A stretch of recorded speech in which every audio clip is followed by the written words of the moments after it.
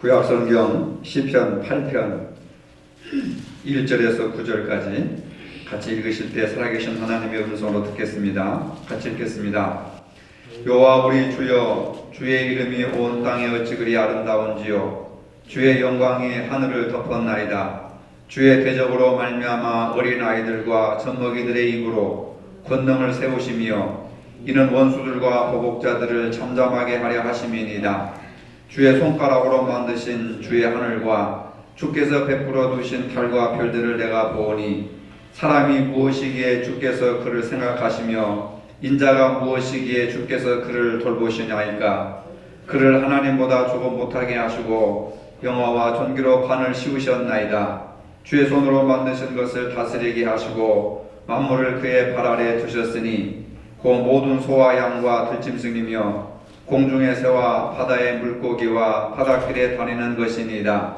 여호와 우리 주여, 주의 이름이 온 땅에 어찌 그리 아름다운지요. 아멘. 지난주 토요일에 고창에 있는 선운사를 다녀왔습니다. 그곳 단풍이 아름답다고 소문이 났기 때문입니다. 소문처럼 단풍이 곱게 물들어져 있었습니다. 많은 사람들이 찾아와 사진을 찍느라 정신이 없었습니다. 사람들은 아름다운 것을 가까이 하고 또 소유하고 싶어 하는 그러한 마음들이 있었습니다.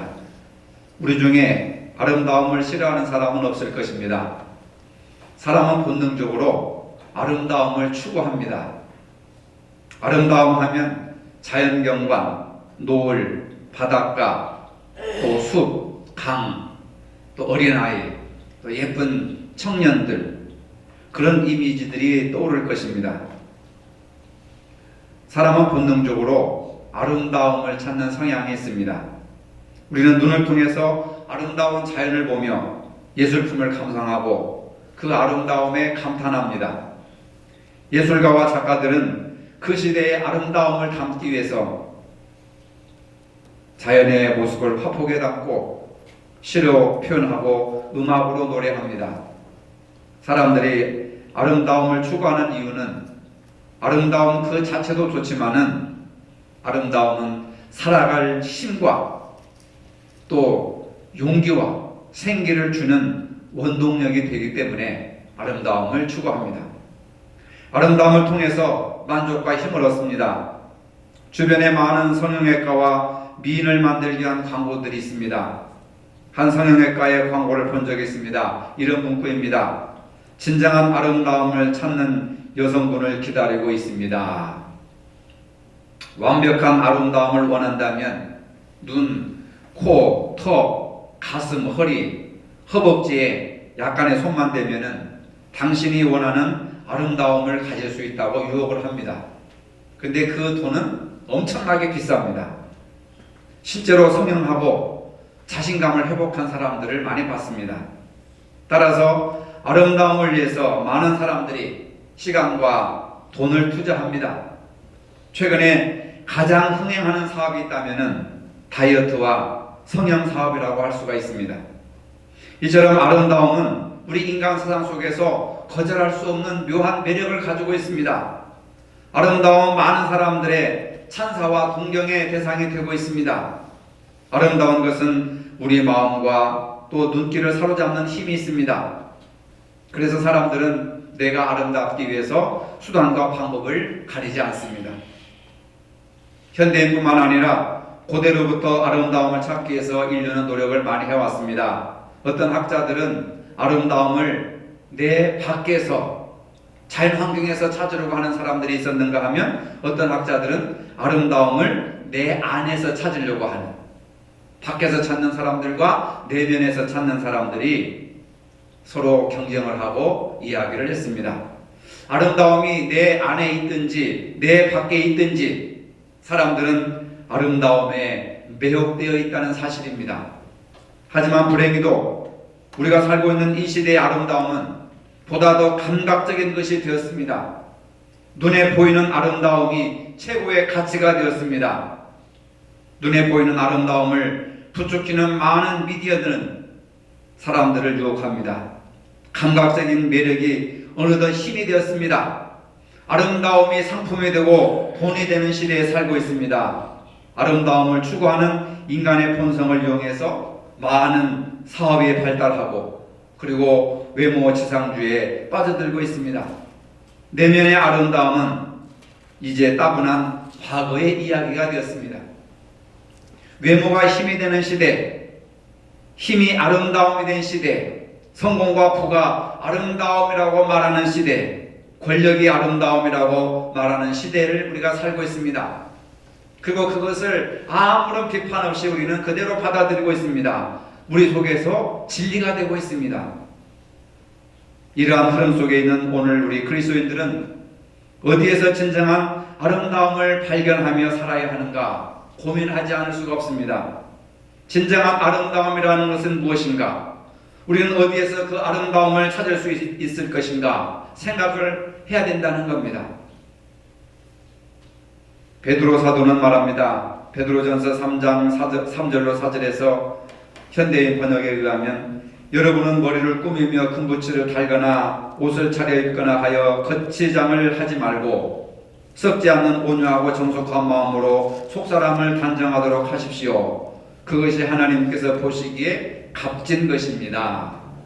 베드로 사도는 우리에게 아름다움이 외모가 아니라 밖에 있는 것이 아니라 우리의 내면의 아름다움을 단정하라고 말하고 있습니다. 아름다움은 눈에 보이지 않는 것에, 눈에 보이는 것에 있지 않고 눈에 보이지 않는 속사람에게 아름다움이 있다고 베드로는 말하고 있습니다. 여러분은 이 말씀에 동의하고 있습니까? 외모에 상관없이 속사람의 아름다움을 말하고 있습니다. 베드로가 말한 속사람에게서 아름다움을 찾으라고 한 것은 아름다움이 하나님과 연결되어 있기 때문에 그렇습니다. 아니 도대체 하나님이 무슨 아름다움이라고 할 수 있는가?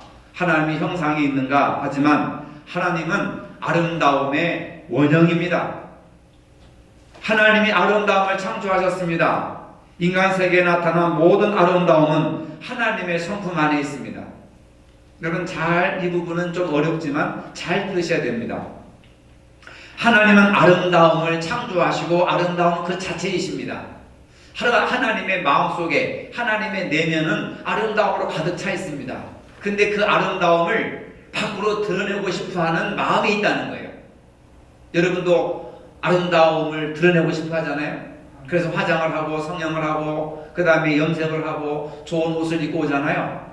아름다움을 드러내고 싶어하는 그 마음이 하나님에게도 있다는 겁니다. 그래서 하나님의 마음은 아름다움으로 가득 찼는데 그 아름다움을 드러내고 싶어서 세상을 창조하셨다는 거예요. 천지 만물을 창조하시고 인간을 창조하셨다는 겁니다. 그래서 천지 만물과 인간 속에는 하나님의 아름다움이 들어있는 거예요. 그래서 천지 만물을 창조하시고 하나님 뭐라고 하셨어요? 보시기에도 심히 좋았더라. 하나님의 아름다움이 이 산과 바다와 자연과 인간 속에 들어있기 때문에 하나님의 아름다움이 천지 만물 속에 들어있기 때문에 그 아름다움을 보시고 하나님이 보시기에 심히 좋았더라, 아름답다 이렇게 감탄을 하셨다는 거예요. 조나단 에드워드라고 하는 학자 겸 목사님이 계시는데 그분이 쓴 책에 보면은 하나님의 아름다움에 대해서 이분이 세계 최고로 많은 그 이야기를 하고 있습니다. 그분이 쓴 책에 보면 하나님의 아름다움 7가지 속성이 있다고 합니다. 하나님의 아름다움은 영원성과 자존성, 즉 하나님이 영원하신 분이다. 그 영원하신 것이 아름답다는 거예요. 그리고 스스로 존재한다. 스스로 존재하시는 그분의 삶의 방식이 아름답다라는 거예요. 그 다음에 하나님의 위대하심, 크고 광대하심 자체가 아름답다는 거죠. 그 다음에 하나님의 사랑스러움, 인간을 사랑하시는 그 사랑의 마음이 너무너무 아름답다는 겁니다. 그 다음에 하나님의 지혜가 아름답다는 거죠. 하나님의 거룩함, 또 하나님의 선하심, 이 7가지가 하나님의 아름다움의 속성인데, 이 세상에 있는 모든 아름다움은 꽃도 아름답고 나무도 아름답고 산과 바다와 들과 여러분들이 아름다운 것은 이 아름다움 속에 하나님의 7가지의 속성들이 펼쳐진 결과 때문에 아름다움으로 나타나게 되었다, 이렇게 말합니다. 그러니까 이 꽃 자체가 아름다움 뿐만 아니라 이 꽃 속에는 하나님의 아름다움이 이 아름다움, 꽃의 아름다움 속에 들어있다는 거예요. 그러니까 이 꽃을 보면서 누구를 보는 거예요? 하나님의 아름다움을 보는 거예요. 나무 한 그루를 보면서 그 하나님의 아름다움이 그 나무 속에 들어있는 거예요. 아시겠습니까? 모든 동식물이나 천하 만물의 모든 것들이 하나님의 아름다움이 펼쳐진 거라는 거죠. 하나님의 거룩함과 선하심과 하나님의 지혜와 능력과 하나님의 위대하심과 사랑스러우심과 하나님의 영원성이 거기에 나타난다는 거예요. 이순영 권사님 아시겠습니까? 고개를 제일 많이 끄덕이니까 권사님이 그림을 그리는 분이라 이런 것을 우리가 보는 것과 더 깊이 관찰하시는 분이기 때문에 아마 쉽게 이해가 되는 거예요. 꽃이 이 자체가 아름다움 뿐만 아니라 하나님의 아름다움을 이 꽃 속에서 나타난다는 거예요. 나무도 그렇고 동물도 그렇고 식물도 그렇고, 그래서 그 생명들을 우리가 소중하게 여기는 것이 그 속에 하나님의 아름다움이 있기 때문에 그렇다는 거예요. 이건 굉장히 깊은 영성입니다, 여러분. 산이 아름답고 강이 아름답고 저녁노을이 바다가 선운사 단풍이 아름다운 것은 그 아름다움 속에 하나님의 마음이, 하나님의 아름다운 마음이 펼쳐진 결과물로 꽃으로 산으로 강으로 시조물로 나타난다고 하는 겁니다. 그리고 이 세상에서 우리가 경험하는 모든 아름다움보다 하나님의 아름다움이 훨씬 탁월하다. 이 꽃이 시들어버리면 아름다움도 시들어버립니다. 그렇죠? 나무 한 그루가 죽으면 그 아름다움은 없어지는 거예요. 그러나 하나님의 아름다우심은 영원하다는 거예요. 하나님께서 이런 하나님의 아름다움을 사람들에게 알리기 원하셔서 찬양하고 경배하라고 요구하시는 겁니다. 자연의 아름다움에 천사를 보내면서 하나님을 자연의 주인으로 인정하지 않는다면 하나님에 대해서 잘 알지 못합니다. 예를 들어서 이 꽃을 보고, 야, 꽃이 너무 아름답다. 이 꽃의 아름다움을 보면서 이 아름다움을, 하나님의 아름다움이 나타난 이 꽃을 통해서 하나님을 알지 못한다면 그것은 하나님을 잘 모르는 결과이기 때문에, 꽃의 아름다움, 단풍의 아름다움은 알면서 그 아름다움의 주인이신 하나님을 알지 못한다면 그건 잘못된 것이다, 그겁니다. 그러니까 여러분, 꽃을 꽃으로만 보지 마시고 그 속에 하나님의 아름다우심을 보시기를 바랍니다. 그럼 자연히 하나님을 찬양하게 되고 경배하게 되고 영광을 돌리게 되는 거 아니겠습니까? 이 세상에서 우리가 보는 아름다운 모든 것들은 다 하나님의 아름다움이 나타난 것이고 하나님을 향하도록 하나님이 창조하셨다는 겁니다. 이 세상의 아름다움을 통해 하나님께서 자신의 아름다움을 세상에 펼치신 목적이 하나님을 영화롭게 하며 하나님을 경배하기 위한 것입니다. 그러나 우리가 경험하는 모든 아름다움, 하나님과 연관시키지 않습니다. 연결시키지 않습니다. 이 세상에는 아름다움만 있는 것이 아니라 추하고 더러운 것들도 많이 있습니다. 왜 창조 세계에서 이런 아름다우지 못한 일들이 나타나느냐? 바로 인간의 죄와 타락 때문에 그렇습니다. 하나님은 천지를 창조하신 후에 세상의 아름다움을 보고 감탄하셨습니다. 보시기에 심히 좋았더라. 아, 정말 아름답구나 하고 감탄하셨습니다. 하나님은 자신의 형상을 따라 사람을 지으시고 모든 것들이 조화롭게 살아가는 모습을 보시면서 감탄하십니다. 참 보기가 좋구나. 우리는 하나님의 아름다움을 자연 속에서, 사람 속에서 찾을 수 있어야 됩니다. 창조 세계에서 추함이 나타났던 이유는 바로 인간의 타락 때문에 그렇습니다. 타락은 창조 세계에서 하나님의 아름다움을 충만히 누리지 못한 것입니다. 그래서 아름다움의 결핍이 바로 추한 것입니다. 추한 것은 아름다움에 반대되는 겁니다. 아름다움이 부족하면 추한 것이다. 우리 속에도 하나님의 아름다움이 부족하면 추한 인간이 되는 거예요. 추접한 인간, 이춘재와 같은 인간이 되고 마는 겁니다. 죄와 타락은 우리를 하나님의 아름다움에서 멀어지게 했습니다. 하지만 하나님께서는 그럼에도 불구하고 하나님의 아름다움을 더 크게 나타나셨는데 그분이 바로 예수 그리스도를 통해서 하나님의 아름다움을 더 크게 나타내셨습니다.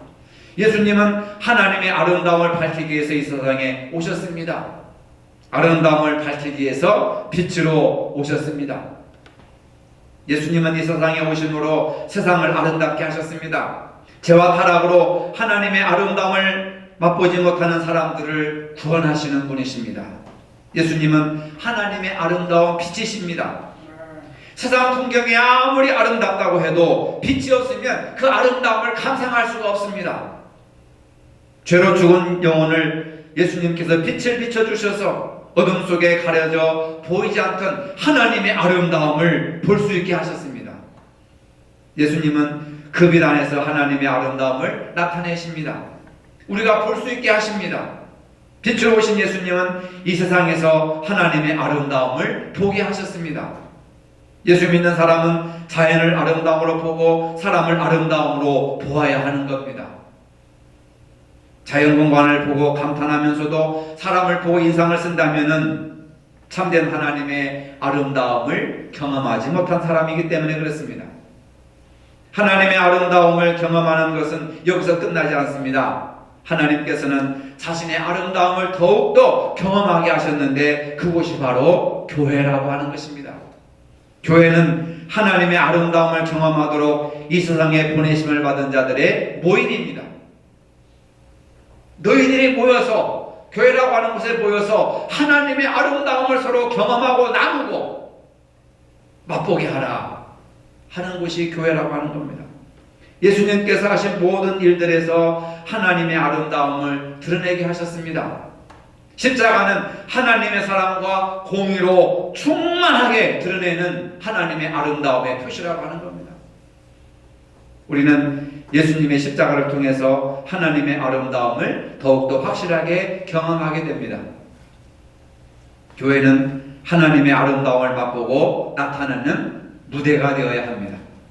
우리는 교회에서 하나님의 아름다움을 찬양하며 세상에 하나님의 아름다움을 보여줘야 합니다. 이것이 바로 교회의 사명인 줄로 믿으시길 바랍니다. 사도행전 9장 36절로 42절에 보면 도르가라고 하는 여인이 나옵니다. 당시 구제와 봉사로 많은 사람들의 칭송을 받은 요파 출신 여자 성도입니다. 그가 병으로 죽었습니다. 많은 사람들이 슬퍼합니다. 그때 마침 그 지역에 베드로가 왔다는 소문을 듣고 베드로를 모셔다가 살려달라고 주변 사람들이 막 울면서 베드로에게 하소연을 합니다. 자기와는 아무 상관이 없는 늙은 할머니가 돌아가셨는데 왜 그 사람들이 눈물을 흘리며 베드로에게 살려달라고 애원을 했을까? 9장 39절에 보니까 모든 과부가 베드로 곁에 서서 울며 도르가가 그들과 함께 있을 때에 지은 속옷과 겉옷을 다 내보이거늘. 도르가가 살았을 때 가난한 자들을 위해서 옷을 많이 지어서 그들을 입혔습니다. 은혜를 입은 사람들이 그녀의 죽음을 너무너무 슬퍼하고 베드로에게 살려달라고 애원을 하니까 베드로가 감동을 받고 그 죽은 여인을 살려주었습니다. 도르가는 살았을 때에 선한 행실을 통해서 하나님의 아름다움을 나타냈습니다. 손수 옷을 지어서 헐벗고 굶주린 사람들에게 입혀주었습니다. 그것이 바로 하나님의 아름다움이었습니다. 그 은혜를 받은 주변의 사람들이 베드로에게 살려달라고 애원을 했습니다. 도르가는 하나님의 아름다움으로 살았기 때문에 베드로가 감동을 하고 그를 살리셨습니다. 마태복음 5장 16절에 예수님께서 이렇게 말씀하셨습니다. 이같이 너희 빛을 사람 앞에 비치게 하여 그들로 너희 착한 행실을 보고 하늘에 계신 너희 아버지께 영광을 돌리게 하라. 우리의 착한 행실이 아름다움이고 우리의 착한 행실을 통해서 하늘에 계신 하나님 아버지께 영광을 돌리게 하라고 하는 것은 하나님 아버지의 아름다움을 높여라 하는 거예요. 우리가 착한 행실, 아름다운 행실을 통해서 아름다움의 근본이신 하나님의 아름다움을 높여드려라 그 말입니다. 이해가 되십니까 여러분? 우리의 착한 행실을 통해 하나님의 아름다움을 높이고 나타내라. 지난주에 SNS에 우리 광주에서 일어났던 아름다운 뉴스를 읽었습니다. 배고픔을 견디지 못해서 마트에서 빵을 훔친 30대에게 포스코 휴먼스라고 하는 큰 회사에 취직을 시켜주었습니다. A씨는 지난 10월 18일 새벽 2시 20분에 광주 북구 용봉동의 한 마트에서 과자와 빵 55,000원어치 상당의 식품을 훔치다가 붙잡혔습니다. 경찰에 끌려갔습니다. 지체장의 6급인 그는 직장도 구하지 못하고 생활고에 시달리면서 열흘 동안 굶다가 결국 그 배고픔을 참지 못하고 마트에 가서 먹을 것을 훔쳐서 먹었습니다. 이 기사가 방송에 되고 뉴스에 떴습니다. 우연히 포스코 휴먼스라는 회사의 직원이 이 기사를 보고 그에게 취직을 시켜줘야 되겠다 결심을 하고 내부 회의를 거쳐서 광주 북구 경찰서에다가 이야기를 해가지고 그를 만나서 면접을 하고 그리고 그를 포항으로 데리고 내려왔습니다. 채용 조건은 3개월 수습을 받고 만 60세 정년 때까지 보장해주는 정년직으로 채용을 했습니다. 그가 하는 일은 회사 내에서 세탁물을 수거하는 일입니다. 그렇게 어려운 일도 아닙니다. 그냥 사원들이 벗어놓은 옷 그냥 갖다가 세탁기에 집어넣으면 되는 거예요. 회사 측은 연봉 외에 매달 주급이 300만 원을 지원한다고 했습니다. 저는 그 소식을 보고 듣고 이게 얼마나 아름다운 일인가, 얼마나 가슴 따뜻한 일인가. 이런 행동이 세상을 아름답게 합니다. 하나님의 아름다움을 세상이 실천하고 있는 모습입니다. 우리는 세상에서 하나님의 아름다움을 나타내야 됩니다. 사회에서 소외된 약자들과 함께 하나님의 아름다움을 회복시켜 나가야 됩니다. 오늘 본문 시편 기자의 고백처럼 오 주님 하나님의 이름이 온 땅에 어찌 그리 아름다운지요 주의 영광이 하늘을 덮었나이다. 하나님의 아름다움이 하늘을 덮었습니다. 온 우주는 하나님의 아름다움으로 가득 차 있음을 믿으시기를 바랍니다. 온 땅에 하나님의 아름다움이 가득 참을 노래합니다. 주의 영광이 하늘을 덮었습니다. 찬양과 기도도 창조주 하나님의 아름다운 이름을 높이는 겁니다. 시인은 3절에서 이렇게 노래합니다. 주의 손가락으로 만드신 주의 하늘과 주께서 베풀어 두신 달과 별들을 내가 보니. 손가락과 또 손가락으로 만드신 주의 하늘과 주께서 베풀어 두신 달과 별들을 내가 보니. 하늘의 달과 별을 지으신 하나님의 창조의 역할이 너무나도 세밀하시고 너무나도 섬세하신 솜씨로 손가락으로 만드신 너무 섬세하게 만드신 솜씨를 찬양하는 겁니다.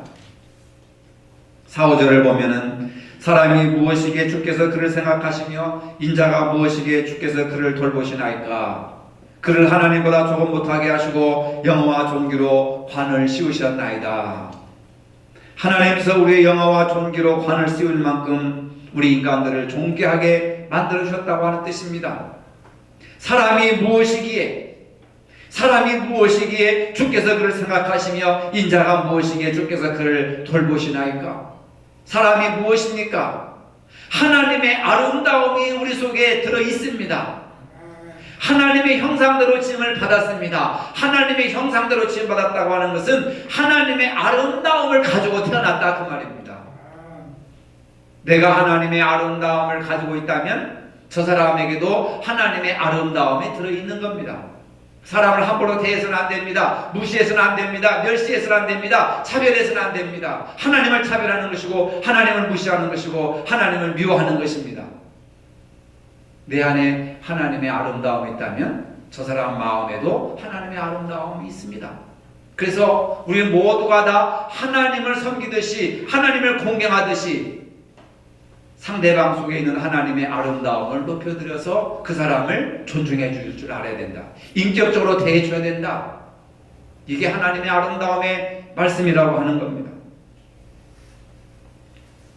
도르가가 주변에 과부들이 무엇이기에 그들을 위해서 옷을 지어서 입혔습니까? 도둑구 회사에서 정신지체 6급 도둑질을 하는 그 청년이 무엇이기에 그에게 일거리를 제공했습니까? 여러분들은 그 일을 왜 한다고 생각하십니까? 왜 했다고 생각하십니까? 하나님께서 그들을 돌보시기를 원하시기 때문에 그렇습니다. 아름다운 주님의 빛을 가진 사람들이 세상의 아름다운 빛을 드러내기를 원하시기 때문에 그렇습니다. 하나님은 인간을 창조하실 때 하나님의 형상대로 창조하셨습니다. 하나님의 형상과 모양을 따라 인간을 만드셨습니다. 우리 모두는 하나님의 형상으로 지음받았기 때문에 모든 사람들을 귀하게 여길 줄 알아야 됩니다. 사람을 하나님의 형상으로 보고 존귀하게 여길 때 하나님을 경외할 수 있습니다. 단풍을 보고 아름답다고 하면서 사람을 보고 인상을 쓰고 사람을 악하다고 하고 사람을 미워한다면 하나님을 모욕하는 것이나 마찬가지입니다. 커다란 항아리에 조화와 생화가 같이 꽂혀 있습니다. 조화는 자기 아름다움을 마음껏 뽐내고 있습니다. 그러나 생화는 항아리에 물이 말라가면서 점점 시들어가고 있었습니다. 조화는 생화에게 비웃으며 이렇게 말합니다. 너는 내 아름다움을 따라 올 수가 없어. 내 뿌리가 무슨 소용이 있니?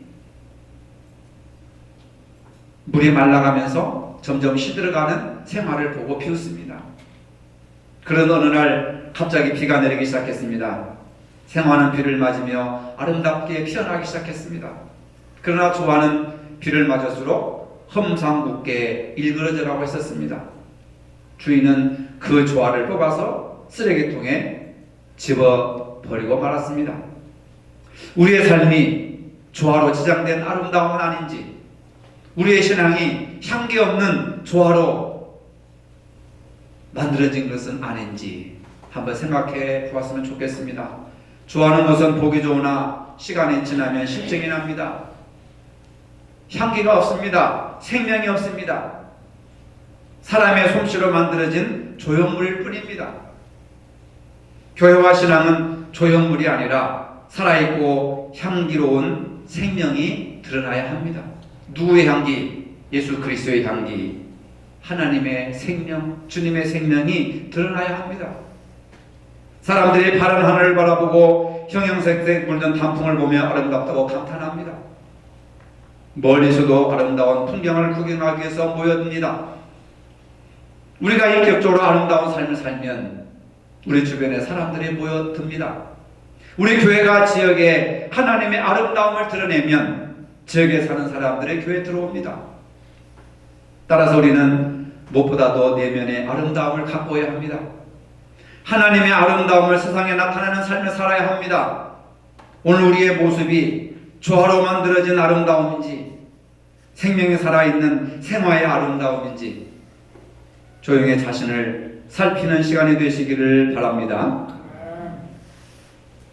아름다움의 근원이신 하나님, 이 세상의 모든 자연의 아름다움이 하나님의 아름다움의 표현임을 다시 깨닫게 해주시니 감사합니다. 창조주 하나님의 아름다움과 또 빛으로 오셔서 세상의 아름다움을 포기하시고 전하게 하신 주님의 뜻을 따라 아름다움을 전하는 저희들이 되게 하여 주시옵소서. 예수 그리스도의 향기와 생명을 드러내는 생화가 되게 하여 주시옵소서. 예수님의 이름으로 기도합니다. 아멘. 이제는 우리 주 예수 그리스도의 은혜와 하나님 아버지의 무한하신 사랑과 성령의 교통하심이 하나님의 아름다움을 찬양하고 세상에 드러내는 삶을 살기를 원하는 모든 성도들 머리 위에 이제로부터 영원토록 함께 하시기를 축원하옵나이다. 아멘.